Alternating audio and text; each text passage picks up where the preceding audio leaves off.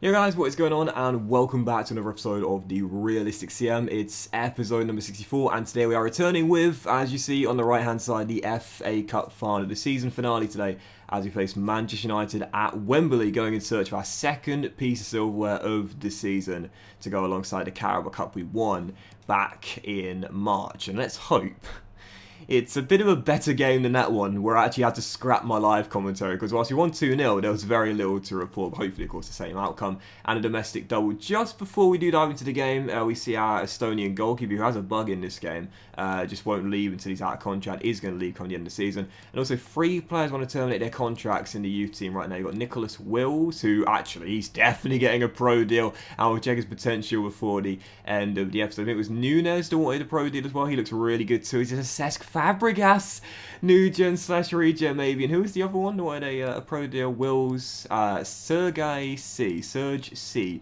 Wants a pro deal as well. He's not the best though, so I'm going to release him. As we know, we're looking for the creme de la creme. 80 to 86 potential is pretty decent, but I want the very, very best here with the Gunners. So our academy now is looking a little bit there. So yes, first only game is indeed the season finale after wrapping up Champions League football in the last couple of episodes. So let's head into the game real briefly. The sliders, I'm going to reset them all to 50 for the game. The Red Devils finished in 6th place this season, which is outside of Champions League football, of course.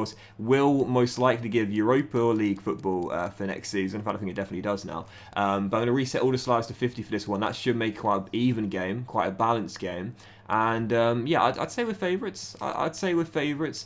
So I think 50 default sliders is probably the best way to go here. To have, you know, I'd say probably an even contest, even though we all considered the slight favourites heading into the game. So heading into the game, this will be our line. Of course, 4-2-3-1 is the way we play with the Gunners. Will I make 1 or 2 changes? Well, of course, Ramsdale will start as our cup goalkeeper. Maitland Niles played a lot of cup games this year, but we'll go with Tariq Lamptey as he's been great. As we know, Smith Rowe is out, Reece Nelson is out, Ezri Konsa is out as well. But to be honest, I quite like that team. Ben White is not fully fit, but I will start him regardless, and I'm actually totally fine with that. I don't need to make any other alterations whatsoever. So 3 big players down. Obviously, Nelson and Konsa have been long-term injuries. Smith Rowe, of course, getting injured towards the end of the season. That was gutting, but I'm okay with that side. I feel very confident indeed. I think we're favourites of this. I really, really do. So, yeah, actually, there's nothing else to do, really. So let's just dive into it. In fact, oh, no. I will bump it up to 6 minutes half. 6 minutes halves as well. And, yeah, hopefully get a few more highlights than that Crystal Palace game. So, FA Cup final, chance at domestic cup double. Let's go get it. Come on, you Gunners.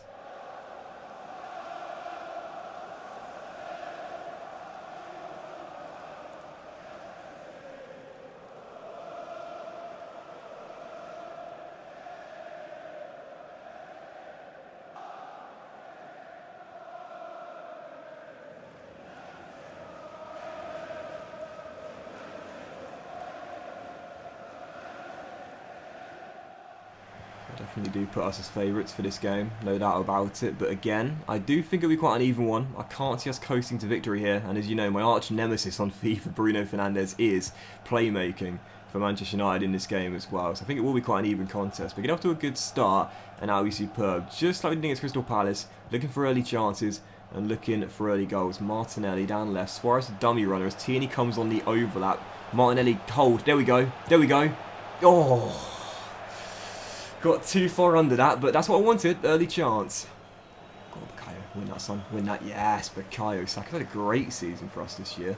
As Tariq crossfields to Godfrey. And this is actually, oh wow, that's really cool. My 100th match for Arsenal is our first FA Cup final with the Gunners as well. Didn't even realise that. As Tierney slides through Martinelli again. And Gabriel has once again Tierney on the overlap. Great back heel. Perfectly weighted. Back to Martinelli. These two linking up so nicely. Oh! And Raphael Varane with a goal-saving block. Those two right now down left-hand side. Excellent little partnership. Great link-up play as White's header is cleared away. Just got to keep my foot on the gas pedal here because at the moment it's all Arsenal. Manchester United are really struggling to get out of their own half, and when they do, they quickly surrender possession. Here's Harvey Barnes. If Suarez makes the right run, oh, he stopped. If he makes the right run, he's through, but instead it's Josh Da Silva, and Martinelli's in space. And a shot blocked by Varane again, who is standing really firm. It's all Arsenal. We've got to make this pressure pay off. Godfrey shutting down Rashford and wins it as well. Ben Godfrey, man, seriously, he's held down the first team spot in this team. He's so good.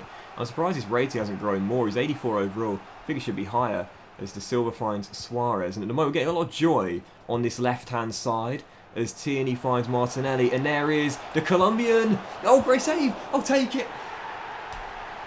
I'll take it. I'll take it. I'll take it. Harvey Barnes with a goal. 1-0 Arsenal. It's lucky, but I'll take it. Go on, Boubacar. Win that. That's always going to be yours every day, son. And now De Silva looking to find Martinelli in behind his man. The joy we're getting on the left-hand side. Oh, he's on. The joy we're getting on the left-hand side in this first half. Oh, De Gea. What is... How are we not 3 or 4 goals up in this first half? Unbelievable. Just not taking the chance. Getting so many of them, but my finishing's been so poor. It's got to do it for the first half, surely. And there it is. I'll tell you what, the 2 players that have been the best on the pitch so far, you might not have seen much of them, but believe me, Boubacar Kamara and Ben Godfrey, unbeatable at the moment. Leading by a goal. Should be 2 or 3, really, but we'll take it as for now. But in the second half, I think I will tweak the slides a little bit and give the Red Devils a slight increase. At the moment, they're yet to get going. It was the first half we dominated, really, so I think it's only fair that we do get the Red Devils a little bit of a boost. So we will give them slightly less shot error, but increase in shot speed. Same with the pass error and increase the pass speed too. Obviously, De Gea hasn't had too many saves to make, but he's stood up to the ones he has had to make. And I think I'll also increase their defending, because at the moment we're getting inside quite quickly. I don't want to increase their run frequency too high, because sometimes you can exploit that yourself. But I need to get them further forward to give me more of a challenge, I feel. Especially with the fullbacks as well. Wan-Bissaka's getting forward quite a bit, but nothing really on the left-hand side for them. But for now, I think I'll leave things as they are. Possibly make them a little bit quicker as well. And maybe they can just get a little bit of a boost in the second half to get going as things stand, yet to test us whatsoever. So, yeah, second half to begin. Still leading by 1 as things stand in complete control. Let's hope it's slightly more challenging in the second, but let's hope we can still come through with a win. Lautaro Martinez for the Red Devils, approaching the hour mark, still yet to test Ramsdale. Maybe that could change here as Fernandes, the playmaker, always so creative, back heels, 1-2 with Hannibal, great ball, Rashford, Ramsdale said, that's what I wanted, that's what I wanted, more chances for our opponents, but Aaron with the save, still 1-0, but this final half an hour should be a lot more nervy now, as that corner is headed away by Boubacar. He's been class today. Second half's totally changed. Totally changed. Haven't had any chances whatsoever, and the Red Devils look a lot more comfortable in possession as well, as Lautaro takes over and plays a brilliant ball through to Kulusevski, the former gunner. Oh, brilliant football. Camera has been class today. You might not have seen it, but this guy's been everywhere. Getting a bit tense now, getting a little bit nervy. And I like it, as Saka does well to read that, to be fair. And now Suarez back heels to Barnes. Oh, Silva just held your run a little bit there. Didn't need to do that. And that's behind from Gabriel Martinelli. Now the nerves are starting. I love this. Now the nerves are creeping a little bit. Misplacing simple passes. Miscommunication. This is what I want to see in the final 20 minutes here. A lot more tense. It's all about holding your nerve now. It's mentally challenging this. I mean, technically, we play some good football. Physically, we're very quick and strong. But can we hold our nerve? It's a young Gunners team. It's Martinelli. Oh, surely. Oh, what a block. What a block. Camera again. And... Oh. Oh. And it's off target. I thought that was top bins, that was. Man, this game should be over. One late chance for the Red Devils here in a game where, to be fair, the defence has been absolutely brilliant from both teams. Really solid. But it's not finished yet. It's Godfrey and Camera. They can have a glass of champagne together come the full-time whistle, because they have been absolute man mountains. Oh, brilliant. I just can't get that last ball sorted. Come on. Surely. Barnes. Suarez. FA Cup.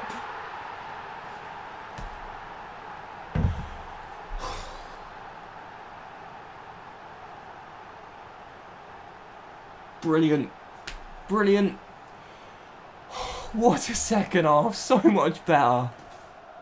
What a great first touch by Suarez to beat Jose Guy, and then the finish, absolutely class. And I was thinking as the game was going on, do I bring Kasper Dolberg off the bench? Do Dane burn some clock and a more physical presence up top? Stuck with the top scorer and the Golden Boot win in the Premier League. Right decision. Lights out, lethal. Finishes the Red Devils off. 2-0, domestic cup double secured, FA Cup in the cabinet.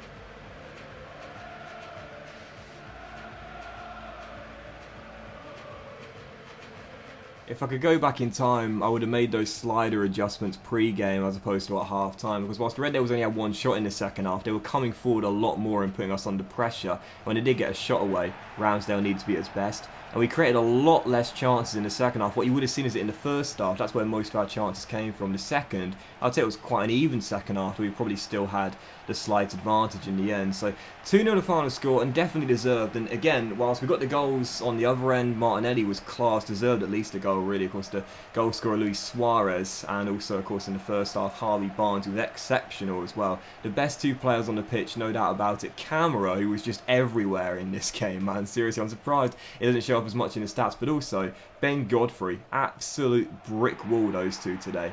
And I think those two are the best players on the pitch in the game. So there it is then. FA Cup joins Carabao Cup in the cabinet for Season 2 at the Gunners. We've got a domestic cup double and Champions League football remaining at the Emirates as well. I call that a very successful season. We were favourites for the game regardless, so I guess it's not that surprising that we controlled it for the most of it, but that was pretty goddamn impressive at the back in that game, seriously. Bruno Fernandes always has my number, but not there at Wembley. I thought that was class. So what we'll do then to end the season off, as my manager rating, despite winning that FA Cup, is at 64. I have no doubt that the board will keep me on for the new season, but again, we failed the Champions League objective significantly, and of course we didn't win the league either. I still think the board will keep me on, but it is something to worth considering. What we'll do is we'll simulate through the final few days of the calendar. I think the Champions League final will get played there, and then we'll see who won that, plus the Europa League, and of course we'll do one final recap of the squad to end our best season so far in terms of trophies, and of course with Arsenal as well. So we'll do a very brief scouting update and academy update as well. Now just real briefly on this is our final scouting update of the season. Obviously, you know, sometimes you guys see that I'm rejecting players or not picking up players that look really, really good and very, very impressive indeed. And sometimes you might question the logic behind why certain players don't get signed despite what is perceived to be a very decent overall or potential. As I mentioned before, because potential ranges and overall ranges decrease as opposed to increase as months go by, it is always best being very selective in the players you pick up, unless you're managing a really lowly rated team where, you know, players have more of a chance of succeeding even if their potential isn't the best. I think it really is the right thing to do, because if you're managing like we are, a 5-star team right now, when you pick up a player with what could be considered alright potential and alright overall, and there's nothing wrong with 64 to 86 as a range, or for example, if you're looking at some of the players that we've released in our academy recently, like at the start of the episode, 80 to 86, there's nothing wrong with that whatsoever. But the key thing is remembering that the longer the scouting goes on and the longer the players are left in your academy, the more likely and most times their potential range will decrease. And you also got to remember and be considerate of what positions you currently need and what positions you have many players in your academy right now, and what players that would actually get the game time. Because as this season we've been scouting goalkeepers in England and goalkeepers only, we don't need like 6 or 7 of these guys to get picked up. All we really want is 1, 2, and at the very most 3 from a 9-month mission. So we don't really need to, mate, you're leaving in like 3 weeks. You don't really need to pick up anyone that looks half decent. Instead, look for the very, very best. That's how I've always found to get the best results. Sounds obvious, I know, but sometimes people can be drawn to like the first month of scouting a player when their potential range seems quite high, but again, in 3 or 4 months' time, it will decrease quite significantly, and they won't be anywhere as close as good as you thought they were right at the very beginning. Right now, our academy is pretty decent, some very good standouts in here. Of course, Ivan Ray looks incredible, as does this young goalkeeper as well. So yeah, what we'll do is we will quickly see who won what then in the other major European competitions. Of course, we had the Carabao Cup and FA Cup winners this year, Liverpool winning the Premier League. As for the Europa League this year, that was won by Milan in an all-Italian final. Oh, wow! That's got to be the first time I've seen that. 4 teams from the same nation reaching the semis. Wow, Italy really, really dominated in the Europa League this year. Milan beating Fiorentina in the final. As for the Champions League, Barcelona beating Guardiola's side by 2 goals to 0 as their wait for a champion. Actually, didn't they win the Champions League in this save already? I think they might have done. But yeah, Barcelona, Champions League winners this year. We were, of course, knocked out in the round of 16 by Real Madrid, semi-finalists. So, we'll do one quick run through of the squad then, and we will leave it there. I have to say, heading into Season 3 at North London at the Emirates Stadium, I don't know what position we should look to strengthen. Obviously, Konsa, Nelson and Smith Rowe have had those long-term injuries, so they'll, of course, be coming back into our first team for next season. Though, of course, Nelson will miss the start of the season. Smith Rowe and Konsa should be okay to start it.